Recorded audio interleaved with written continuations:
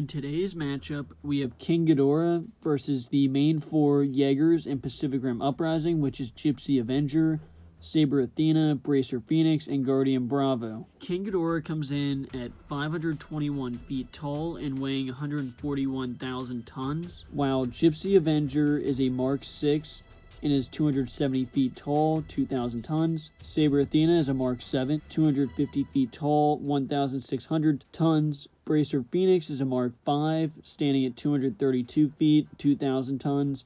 Guardian Bravo is a Mark 6, standing at 240 feet and around 1,900 tons. But if we get into the weaponry, King Ghidorah comes into battle with the gravity beams, which is definitely his best and most used weapon. Soldiers were coming off a ship in Godzilla King of the Monsters. They came off the ship and were hit by the beams, the gravity beams from King Ghidorah, and literally got disintegrated, absolutely disappeared. It just shows to a little extent how deadly these gravity beams really are. These gravity beams were also able to send Godzilla flying after the three heads were able to combine and hit Godzilla in the first fight between Godzilla and King Ghidorah in Godzilla King of the Monsters. But in the other weapons that King Ghidorah has is the two spiked tails, which we did not see used in Godzilla King of the Monsters. I was very surprised. Another weapon from King Ghidorah is just the fact that his wings can cause a hurricane. When King Ghidorah is flying, King Ghidorah literally just causes a hurricane to go around where he is. If King Ghidorah does decide to fly and use this weapon, the Jaegers are going to have to fight in the middle of a hurricane. And as far as the weapons go for the Jaegers in this battle, Gypsy Avenger is the flagship leader of the fleet and goes into battle with the gravity sling, which you saw was able to pull down buildings at will and is able to pick up things on the ground to throw at its enemy. Gypsy also has the plasma chainsaws, which are from Obsidian Fury. That is the version that we're using, the latest version of Gypsy. Gypsy also has the plasma cannon, which was able to battle off the Mega Kaiju and was a very good weapon. And Saber Athena's weapons has the twin blades, which can join together to create the broadsword. The main thing that makes Saber Athena so deadly is the twin blades, but in use with the hyper acrobatic combat, that makes these twin blades even more dangerous and makes Saber Athena as a whole so much more dangerous. Bracer Phoenix goes into battle with the Morning Star, which is a very deadly weapon, and the Vortex Cannons are a very good weapon on Bracer Phoenix, which shoot bullets that are the size of cars. Guardian Bravo's really only weapon that we see in the movie is the Arc Whip, which is a very deadly weapon that I even said in one of my Versus videos that could be arguably one of the best weapons and most underrated weapons in the Pacific Rim universe. And also minor weapons for all these Jaegers. You see when the Jaegers are storming at the Mega Kaiju and Pacific Rim Uprising, all these Jaegers, basically all of them, have rockets flying out from all different parts of them. So when they go charging at King Ghidorah in this matchup, rockets can be flying out from basically anywhere. You see that Gypsy has rockets flying out from behind him. Bracer Phoenix has anti-Kaiju missiles that we see a little bit of, and Guardian Bravo has a forearm cannon that you see used very minorly in the movie, but it is definitely there and will be used. And as far as the feats go for King Ghidorah managed to battle with Godzilla on multiple occasions, and in the main fight with Godzilla towards the end of the movie, he was able to defeat Godzilla, was able to knock him around, really deliver some major hits, take hits from the atomic breath multiple times, and was able to pick up Godzilla and drop him out of the sky and defeat him. Godzilla would have died to King Ghidorah if it wasn't from help from Mothra and the humans, so King Ghidorah did successfully take down Godzilla. And King Ghidorah was able to kill Mothra, was able to absolutely disintegrate Mothra with the gravity beams, which also shows how powerful the gravity beams really are. And King Ghidorah was also able to defeat Rodan easily.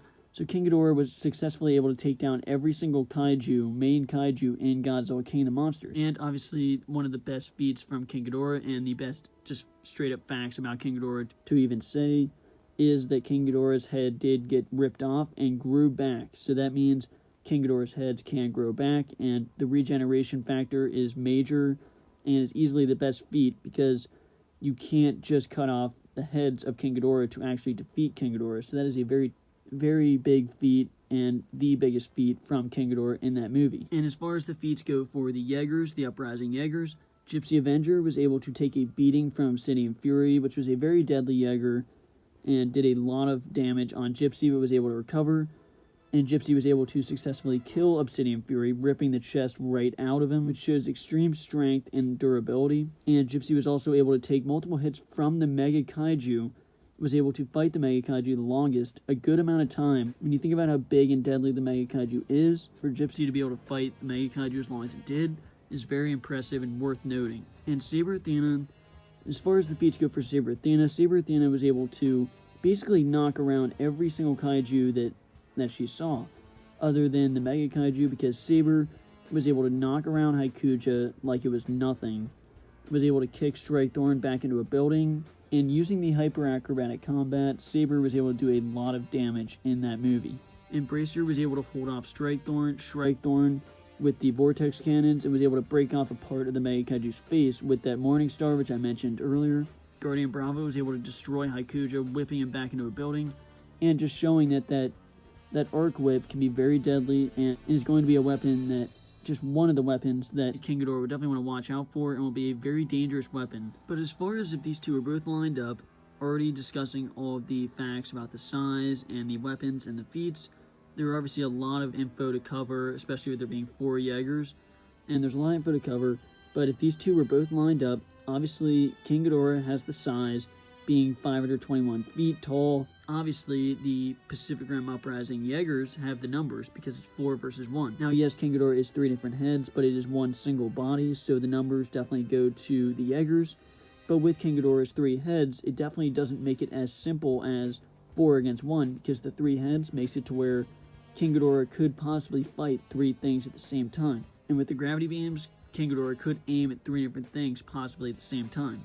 And durability definitely goes to King Ghidorah, not just because of the regeneration factor, but because of all the things he was actually able to take. Atomic Breath from Godzilla in multiple occasions, which is a very deadly weapon that was able to kill many kaijus, and is Godzilla's iconic weapon, of course. But obviously a strength for the Pacific Rim Uprising Jaegers is communication, because they're able to communicate within the Jaegers. They're obviously able to talk back and forth to each other at will, and that will be a big plus. They're able to communicate back and forth, so they'll be able to talk to each other and be able to figure things out. And obviously speed and agility definitely goes to the Jaegers. They're smaller and shorter, but they definitely move quicker and faster. But obviously King Ghidorah can fly. Now this is something worth pointing out. This is a big thing, that King Ghidorah can fly. So if King Ghidorah wanted to, King Ghidorah could fly up and then land on one of the Jaegers and could come in from that angle. And none of the Jaegers can fly. Now the Jaegers can't jump extraordinary heights, but they cannot fly, so that is a big plus on King Ghidorah's side. And then basically the last thing, which I had in the middle, is weapons. Because weapons, I really did not know who to give this edge to. Because obviously King Ghidorah's gravity beams are a massive weapon. The tails are very deadly, clearly, even though we haven't really seen that. The Jaegers obviously have much more weapons. They have more numbers, so naturally they have more weapons. And I honestly think the weapons are very good and very deadly. Just the one single weapons, just to point them out one by one. Bracer Phoenix's Morning Star, Saber Athena's Twin Blades, Gypsy's Plasma Cannon. There's so many good weapons that are going to be used here, and that's why it's very difficult to decide who really gets the edge for the weapons.